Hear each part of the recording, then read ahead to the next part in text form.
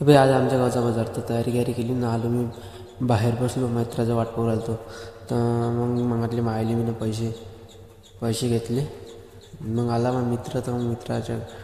गाडीपासून आम्ही तिघंजण चालला गेलो बाजारात आलो बाजारात गाडी लावली चालला बाजारात ह्या वेळी आमच्या गावचा बाजार तर कसा आहे मित्रांनो कमेंटमध्ये सांगा. मग आला आम्ही नेहमीच्या काकाजवळ घेतले आम्ही तिथून भाजीपाला पहिले तर घेतले कांदे घेतले